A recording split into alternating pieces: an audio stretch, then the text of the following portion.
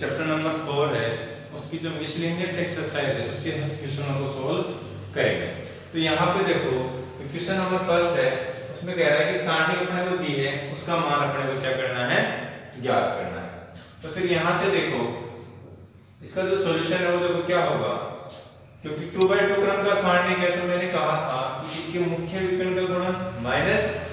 इसके पिछले विकर्ण का गुणन, तो ये क्या हो जाएगा cos 80 degree minus sine 10 degree, फिर आता है माइनस और माइनस पहले से तो ये क्या हो जाएगा प्लस और ये हो जाएगा cos 10 डिग्री और साइन 80 डिग्री। तो देखो किसका फॉर्मूला बन गया, ये साइन 10 डिग्री है और ये मल्टीप्लाई में साइन 10 डिग्री, यानी cos 80 डिग्री इंटू में 10 साइन 10 डिग्री प्लस, क्योंकि माइनस माइनस आता है minus minus plus cos 10 degree और इंटू में साइन 80 डिग्री। तो अगर sine a cos b plus cos a sine b, किसका फॉर्मूला हो गया sine a cos b plus cos a sine b, और ये फॉर्मूला बनता है किसका साइन a प्लस b का। तो देखो सेम फॉर्मूला अपने पास में, तो यहां से देखो क्या हो जाएगा साइन 80 डिग्री प्लस में 10 डिग्री और ये मिलके बनेगा साइन 90 डिग्री, और साइन 90 कितना होता है 1 होता है। तो ये था अपना क्वेश्चन नंबर फर्स्ट का आंसर 1। अगला है कि सारणी का अपने को दी है, इनमें प्रथम स्तंभ के सेकंड अपने को क्या करने हैं, ज्ञात करने हैं। तो यहाँ पे देखो जो अवयव 5 हैं, अवयव 5 और अवयव 5 की स्थिति क्या आपके पास में a11, तो a11 जो है उसके संगत पंक्ति और स्तंभ के अगर छोड़ोगे तो आपके -1 क्या बचेगी आपके पास में उपसारणिक बचेगी, और उपसारणिक जो होती है वो सेकंड का बनाता है Fij इज इक्वल टू क्या होगा माइनस की पावर i प्लस में j और aij। तो यहाँ पे F11,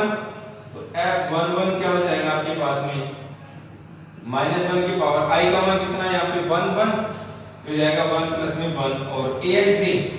कितना है आपके पास में माइनस का 1, -1 का स्क्वायर कितना होगा +1, तो क्या आएगा माइनस का 1। तो यह तो आ गया अवयव 5 का सेकंड। अवयव 3 का जो सेकंड होगा यानी F21 जो होगा वो क्या होगा -1 की पावर i प्लस में j। तो इस अवयव की स्थिति क्या होती है 2 1 होती है, तो i का मान होगा 2 + 1, और उपसारणिक तो इसके संगत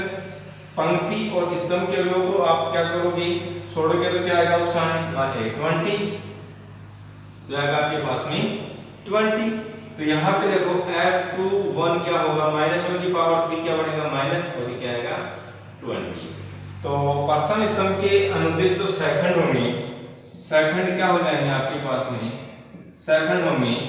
-1 और माइनस का 20, ये अपना आंसर।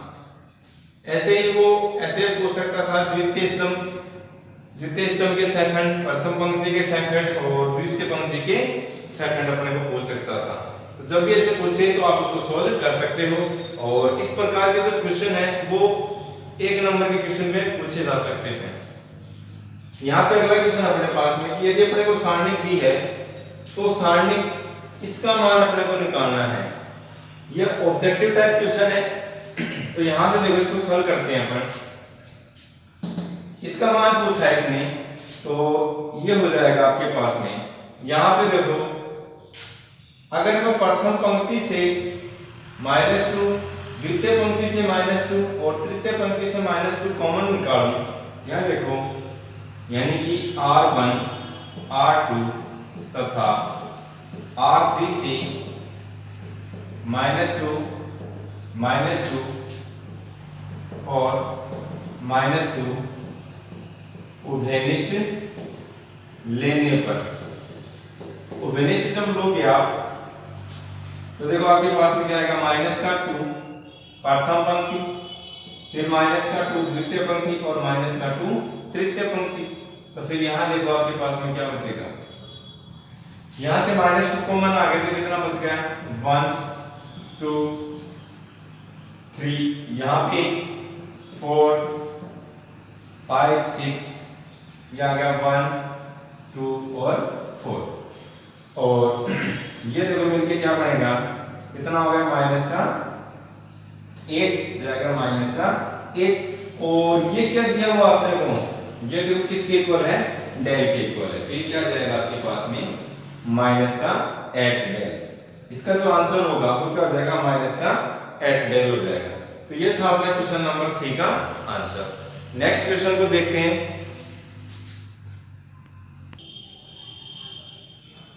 नेक्स्ट क्वेश्चन है क्वेश्चन नंबर 4, और इसमें कह रहा है कि निम्न में से कौन सा सारणिक इसके समान है। ठीक है, तो फिर यहाँ देखो ऑब्जेक्टिव क्वेश्चन है सारे के सारे, यहाँ देखो इसका सॉल्व करते हैं अपन, और अपने को दिया है 1 0, थोड़ा बड़ा लिख लो, 1 0 2, और ये आ गया 3 माइनस का 2 माइनस का 1, और फिर है 2 5 4, ये क्या कर दिया, दे दिया। तो फिर इसमें देखो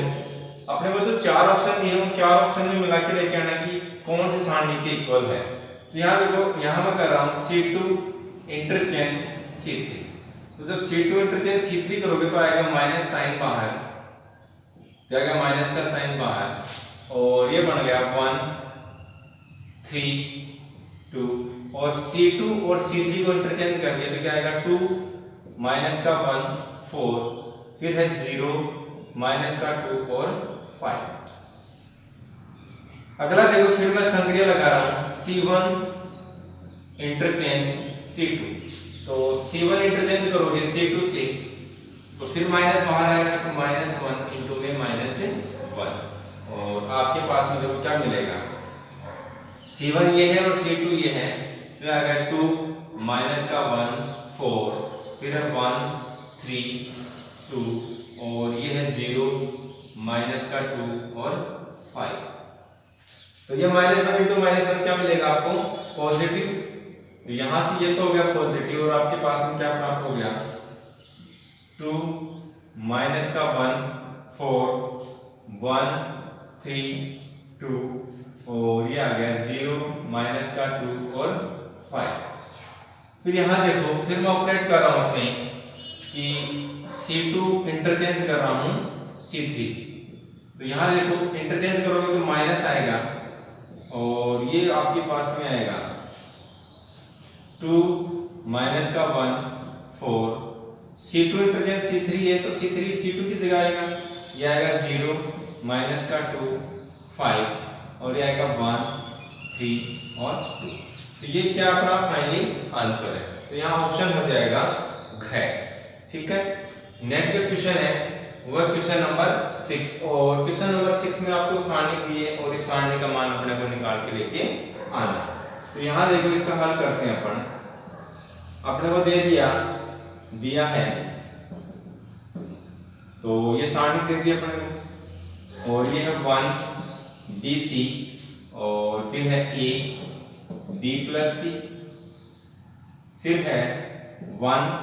CA, और फिर है B C प्लस A, उसके बाद में है 1 AB और C A प्लस B। तो यहां से देखो इसको सोल्व कर रहा हूं, यहां से इसको सोल्व करोगे तो या तो इसको एक बार तो ओपन कर लो आप, फिर जाएगा 1 BC, और ये हो जाएगा AB प्लस का AC, फिर है 1 CA है ये CA, और ये आएगा BC प्लस का AB, BC प्लस का AB, फिर है 1 AB, और ये आएगा AC प्लस का BC। तो यहां देखो, अगर मैं इस सारणी में ऑपरेट कर दूं क्या कि जो C3 है,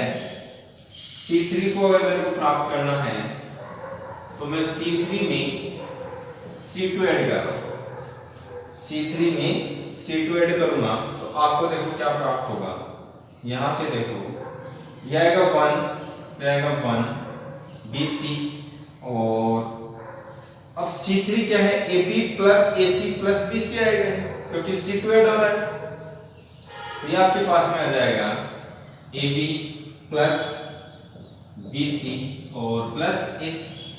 AB plus BC plus AC, यहाँ पे 1 और ये आएगा CA, और यहाँ पे देखो क्या बनेगा AB plus BC plus CA, तो आएगा आपके पास में AB plus BC plus AC या फिर C, आगे 1AB, ये आएगा 1AB, और फिर ऐसे बन जाएगा AB plus BC plus AC, ये आ गया आपके पास में AB plus BC plus CA। तो ये अपने पास में क्या हो गया, प्राप्त हो गया। और यहां से देखो अपन तृतीय स्तंभ से AB plus BC plus CA क्या ले सकते हैं, उभयनिष्ठ ले सकते हैं। तो यहां से इसको मैं हटा रहा हूं, इसको हटा दो आप यहां से, और उसको जब सोल्व करोगे आप तो आपको देखो क्या प्राप्त होगा, उस पर चर्चा अपन करते हैं। तो यहां से देखो तृतीय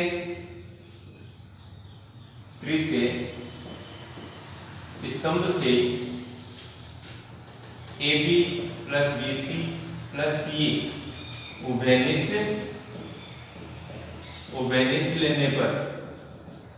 उभयनिष्ठ लोगे तो ये तो आ गया बाहर आपके पास में AB plus BC plus CA, और अंदर क्या बच गया 1 BC, और ये बच गया 1, उसके बाद में 1 CA 1, और फिर आ गया 1 AB और 1। अब अपन जानते हैं कि यदि किसी सारणिक में दो पंक्तियां या दो स्तंभ क्या हों, एक जैसे हों, तो सारणी का मान क्या होता है, 0 होता है। तो ये क्या हो जाएगा AB plus BC plus CA, और इनटू में इस सारणी का मान 0, तो क्या देगा आपको 0 बाय प्रॉपर्टी थर्ड, यानी थर्ड गुणधर्म से इस सारणी का मान क्या हो गया आपके पास में 0 प्राप्त हो गया। तो ये जो सारणी है उस सारणी का मान आपको क्या मिलेगा, 0 मिलेगा। ठीक है, जो क्वेश्चन नंबर 5 था, क्वेश्चन नंबर 5 आप करोगे क्योंकि ऐसा क्वेश्चन मैंने करवा भी दिया है और आप कर सकते हो। नेक्स्ट क्वेश्चन पे डिस्कस करते हैं क्वेश्चन नंबर 7। देखो क्या कह रहा है कि यदि ओमेगा इकाई का घनमूल हो तो सारणी का मान अपने को निकाल के लेके आना है, यानी कि सारणी की वैल्यू क्या होगी। तो यहाँ देखो इसका सॉल्यूशन अपन कर रहे हैं, और अपन जानते हैं कि ओमेगा इकाई का घनमूल हो तो omega cube is equal to क्या होता है 1, तथा 1 plus omega square is equal to क्या होता है 0। अपने को दिया है और अपने को दे दिया 1 ओमेगा की पावर 4 ओमेगा की पावर 8, फिर है ओमेगा की पावर 4 ओमेगा की पावर 8 और ये आ गया 1, फिर है ओमेगा की पावर 8 1 और ओमेगा की पावर 4। तो यहाँ से देखो, यहाँ से ये तो हो गया 1, इसको मैं क्या लिख सकता हूँ ओमेगा क्यूब इनटू ओमेगा, इसको क्या लिख सकता हूँ मैं ओमेगा क्यूब का स्क्वायर और ओमेगा स्क्वायर, तो कितना हो गया ओमेगा 6 और ओमेगा स्क्वायर। फिर ये बनेगा ओमेगा क्यूब इनटू ओमेगा, और इसको लिख सकता हूँ ओमेगा क्यूब का स्क्वायर और ये आएगा ओमेगा स्क्वायर, फिर आएगा 1, फिर इसको लिख दो ओमेगा क्यूब का स्क्वायर और ओमेगा स्क्वायर क्या आ गया 1, और इसको लिख दो ओमेगा क्यूब इनटू ओमेगा। तो यहाँ से देखो आप प्रॉपर्टी जानते हो कि ओमेगा क्यूब की जगह पर क्या रख सकते हैं 1 रख सकते हैं। तो फिर यहाँ से देखो ये आ गया 1, ये इसका मान कितना होगा 1 इनटू में ओमेगा, तो क्या आएगा ओमेगा, यहाँ ओमेगा क्यूब 1 है 1 का स्क्वायर 1 और इनटू में ओमेगा स्क्वायर, तो क्या आएगा ओमेगा स्क्वायर। यहाँ क्या आएगा ओमेगा, और सेम ऐसे यहाँ क्या बनेगा ओमेगा स्क्वायर बनेगा, और यहाँ क्या आपके पास में 1, और यहाँ क्या आएगा ओमेगा स्क्वायर आएगा, यहाँ 1 और यहाँ पे अब देखो, अब यहाँ पे अपने को साफ साफ दिख रहा है कि या तो आप C1 प्राप्त कर लो और C1 में C1 plus C2 plus C3 कर दो, या फिर आप क्या कर दो R1 में R1 plus R2 plus R3 संक्रिया लगाओगे तो आपके पास में देखो क्या प्राप्त हो। यहाँ देखो मैं संक्रिया यूज कर रहा हूँ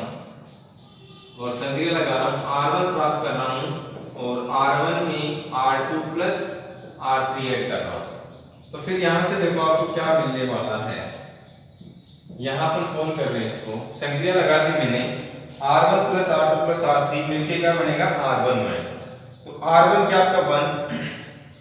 प्लस ओमेगा स्क्वायर, तो ये आएगा 1 प्लस ओमेगा स्क्वायर, और ये भी 1 प्लस ओमेगा स्क्वायर, ये आएगा 1 प्लस ओमेगा स्क्वायर, और आगे भी देखो 1 प्लस ओमेगा स्क्वायर आएगा, और नीचे क्या है ओमेगा, क्या है ओमेगा स्क्वायर 1, फिर है नेक्स्ट ओमेगा स्क्वायर 1 और ओमेगा, आएगा ओमेगा स्क्वायर 1 और ओमेगा, और चूंकि 1 प्लस ओमेगा स्क्वायर की वैल्यू कितनी होती है 0, तो यहाँ से इसकी वैल्यू तो मैंने रखी 0, क्या आएगा 0 और 0, और ये आपके पास में ओमेगा स्क्वायर 1 और ओमेगा स्क्वायर 1 और ओमेगा। अब किसी भी सारणी के जो किसी भी पंक्ति या स्तंभ के अगर सभी अवयव शून्य होते हैं तो फिर उस सारणी का मान क्या होता है, शून्य प्राप्त होता है। तो इस सारणी का मान क्या होगा आपके पास में, शून्य प्राप्त होगा। तो ये क्या है, हो गया इसका आंसर हो गया। अब यहाँ पे देखो क्वेश्चन नंबर 8 अपने को दिया है कि 4 1 2 1 डिटरमिनेंट जो है उसका स्क्वायर वो किसके इक्वल है, 3 2 1 x डिटरमिनेंट के अवयव है माइनस ये डिटरमिनेंट दे दिया, तो फिर x की वैल्यू आपको क्या करनी है, फाइंड आउट करनी है। तो यहाँ से देखो, यहाँ से इसको सोल्व कर रहे हैं अपन, आंसर नंबर 8। तो यहाँ से इसको सोल्व करोगे आप तो इसका सॉल्यूशन अपन जानते हैं, मुख्य विकर्ण क्या होगा गुणन माइनस पिछले विकर्ण के अवयव का गुणन। तो ये देखो क्या हो जाएगा आपके पास में, ये होगा, ये लाइन की तो सेपरेट कर दिया मैंने इसको, ये होगा 4, एक काम करो इस क्वेश्चन को लिख लो, यहाँ ये आ गया, ये को क्या लिखोगे, इसको छोड़ दो, यहाँ से कर लो, स्पेस भी नहीं अपने पास में, तो 4 into 1 तो आएगा 4 into 1 माइनस 2 into 1 तो आएगा 2 into 1, और उसका क्या है स्क्वायर, ये सारणी का मान हो गया। फिर है 3x माइनस का 2, ये आ गया 3x माइनस का 2, और फिर है माइनस तो आ गया माइनस, और उसके बाद में है x तो आ गया x, फिर आएगा माइनस, और माइनस का 6 क्योंकि माइनस 2 into 3 माइनस का 6, और माइनस माइनस प्लस का 6, ठीक है। x का मान निकालना अपने को, तो यहाँ से देखो इसको सोल्व करोगे तो आएगा 4 into 1 4 माइनस का 2 का whole square is equal to आ गया आपके पास में 3x माइनस का 2 और माइनस x माइनस का 6, और यहाँ देखो 4 माइनस 2 यानी 2 और 2 का स्क्वायर हो गया 4 इज इक्वल टू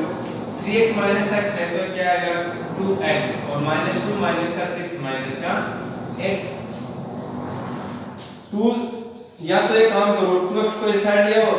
और 4 को उस साइड ले जाओ, तो माइनस माइनस कैंसिल हो जाएगा, या फिर 8 को इस साइड लेके आओगे तो आएगा आपके पास में 2x is equal to 4 plus में 8, और ये आ गया 2x is equal to 4 plus 8 कितना होगा 12 है, और x इज इक्वल टू हो गया 12/2, क्या वैल्यू आएगी 6, तो x की वैल्यू क्या फाइंड आउट हो गई आपके पास में 6 हो गई, और उसने यही पूछा था कि find the value of x क्या होगा। तो जब भी इस प्रकार के क्वेश्चन आएंगे तो उनको अपने को इसी प्रकार से सोल्व करना है, इजी क्वेश्चन एकदम से कुछ भी नहीं है। तो ये थे अपने क्वेश्चन नंबर 7 और 8। नेक्स्ट क्वेश्चन पे चर्चा करते हैं अपन।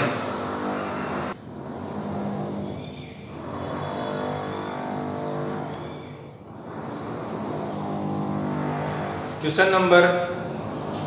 जो 9 है उसको आप सॉल्व करोगे क्योंकि मैंने उसमें प्रॉपर्टी आपको बता दी है। क्वेश्चन नंबर जो 10 है उसमें देखो आपको क्या दिया है कि सारणी दे दी, उसको मान अपने को क्या करना है, ज्ञात करना है। तो यहाँ देखो आपको दिया है और ये दे दिया आपको x plus y y plus z और z प्लस x, फिर है z x और y, और फिर आपके पास में 2 2 और, तो यहाँ से देखो ये तो आपको दे दिया, यहाँ से देखो अगर मैं R1 में इस पंक्ति R1 में R1 प्लस R2 कर दूं तो आपको देखो क्या प्राप्त होगा। यहाँ मैं क्या कर रहा हूँ, R1 में R1 प्लस R2 कर रहा हूँ, तो फिर देखो आपको क्या प्राप्त होगा, आपको प्राप्त होगा x plus y plus z, और ये क्या प्राप्त होगा x plus y plus z, और यहाँ पे x plus y plus z प्राप्त होगा, और बाकी सेम आएगा z x और ये आएगा y, और यहाँ पे आएगा 2 2 और। अब यहाँ से देखो आप प्रथम पंक्ति से x plus y plus z और तृतीय पंक्ति से 2 वेनिस्ट लेने पर यहाँ पर लिख सकते हैं प्रथम पंक्ति से x plus y plus z तथा तृतीय पंक्ति से 2 वेनिस्ट लेने पर। तो जब आप ऐसा करोगे तो देखो आपके पास में क्या प्राप्त होगा, यहाँ देखो ये प्राप्त होगा आपको, एक तो x plus y plus z बाहर आ रहा है और एक क्या आ रहा है 2 बाहर आ रहा है, तो यह तो आ जाएगा 2 x plus y plus z तो आ गया बाहर, आपके पास में देखो क्या बच गया, यह आएगा 1 1 1, तो आ गया 1 1 और 1, यह आएगा z x y, तो आ गया z x y, और यहाँ क्या बच गया 1 1 और 1, तो आ गया 1 1 और 1, और फिर इसमें गुणधर्म लग गया कि यदि किसी सारणी की 2 पंक्तियों या 2 स्तंभ सर्वसम हो या एक जैसे हो तो सारणी का मान क्या होता है, 0 होता है, और ये हो जाएगा x plus y plus z into में 0, क्या वैल्यू देगा आपको 0, इसका आंसर क्या हो गया आपके पास में 0 प्राप्त हो गया। क्वेश्चन नंबर 10 का आंसर क्या आएगा आपके पास में 0 होगा। यहाँ पे देखो ये क्या कह रहा है, क्वेश्चन नंबर जो 11 है, क्वेश्चन नंबर 11 कह रहा है कि निम्न समीकरण को आपको क्या करना है, हल करना है, तो यहाँ से इसको तो मैं हटा रहा हूँ, और क्वेश्चन नंबर जो 11 है उस क्वेश्चन नंबर 11 को अपन सोल्व कर रहे हैं, और उसमें कहा कि निम्न समीकरण को हल कीजिए, तो निम्न समीकरण को हल करवा रहा है, इसका मतलब उसमें आपको x की वैल्यू फाइंड आउट करनी है, किसकी वैल्यू फाइंड आउट करनी है, आपको x की वैल्यू फाइंड आउट करनी है। तो फिर यहाँ देखो इसको यहाँ लिख रहा हूं मैं क्वेश्चन नंबर 11, और क्वेश्चन नंबर 11 आपके पास में 1 2 3 और फिर आपके पास में 4x6 और 7 8 9, ये आपके पास में सारणी है इज इक्वल टू 0, इस x की वैल्यू को आपको क्या करना है, फाइंड आउट करना है। तो या तो आप देखो इसका प्रसार करके आप x का मान निकाल सकते हो, या फिर इसमें संक्रिया यूज करके आप x का मान निकाल सकते हो। तो यहाँ पे मैं देखो संक्रियाओं का यूज कर रहा हूँ इसमें संक्रिया यूज कर रहा हूँ, कौन सी C2 जो है वो C2 प्राप्त कर रहा हूँ, कैसे, C2 में से 2C1 लेस कर रहा हूँ, और C3 जो है C3 यानी तृतीय स्तंभ को प्राप्त करना चाहता हूँ, और C3 में से मैं क्या लेस कर रहा हूँ, 3C1 लेस कर रहा हूँ, 3C1 लेस कर रहा हूँ। तो फिर यहाँ देखो आपको क्या प्राप्त होगा, ये तो आएगा 1 4 7, और अब देखो C2 में से C2 यानी इस द्वितीय स्तंभ में से जो संगत अवयव है C1 के, उसको 2 से मल्टीप्लाई करके आपको सब्ट्रैक्ट करना है। तो इसको जब 2 से मल्टीप्लाई करोगे तो आएगा 2 में से 2 जाएगा तो क्या बचेगा 0।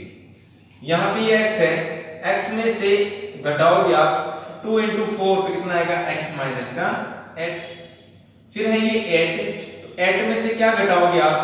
8 में से घटाओगे 2 into में 7 तो क्या आएगा 8 माइनस का 14 इज इक्वल टू माइनस का 6, पे आ गया माइनस का 6।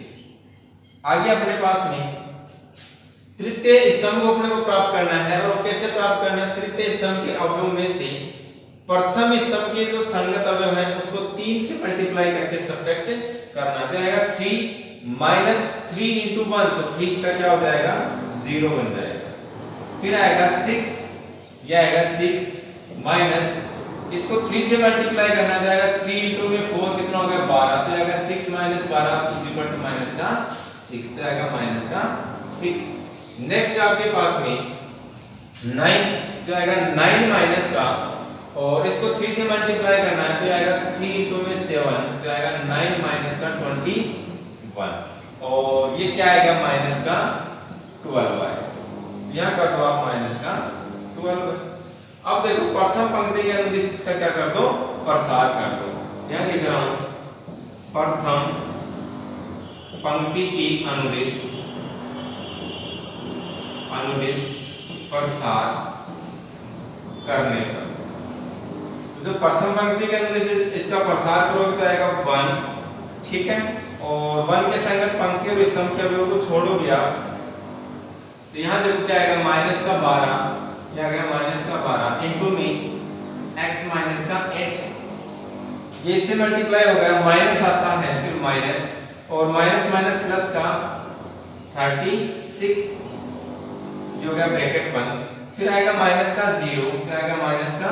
0, और इसके संगत पंक्ति और स्तंभ के अवयव छोड़ोगे तो क्या बनेगा 0 बनेगा, फिर आएगा प्लस का 0, क्या आ गया 0। यहाँ आप लिखते मतलब भी मान आएगा या डायरेक्ट कर सकते हो। यहाँ से इसको सोल्व करोगे तो आएगा माइनस का 12x इज इक्वल टू 0 चल रहा है, इज इक्वल टू 0 चल रहा है। आएगा माइनस का 12x और प्लस का 12 टी हो गया 96, और माइनस का 36 इज इक्वल टू आ गया 0। यहाँ से इसको सोल्व करोगे आप तो आएगा माइनस का 12x और ये कितना हो गया प्लस का 60, तो कितना वैल्यू आएगा आपके पास में माइनस का 12x is equal to minus का 60, ये आ गया माइनस का 60, माइनस माइनस कैंसिल हो गया, तो x इज इक्वल टू कितना आ गया 16/12, यहाँ से कैंसिल करोगे कितना आएगा 5, तो x की वैल्यू क्या आ गई आपके पास में 5 आ गई। तो ये था क्वेश्चन नंबर 11 का आंसर, कितना x इज इक्वल टू 5, और इसने यही पूछा था कि निम्न समीकरण को हल कीजिए, यानी find the value of x। तो यहाँ आज इस लेक्चर में अपन ने क्वेश्चन नंबर 11 तक सोल्व कर ली है। नेक्स्ट लेक्चर में जो आगे के क्वेश्चन है उनको डिस्कस करेंगे। तब तक के लिए वीडियो को देखते रहिए और घर पे रहिए, पढ़ते रहिए, मुस्कुराते रहिए। Thank you.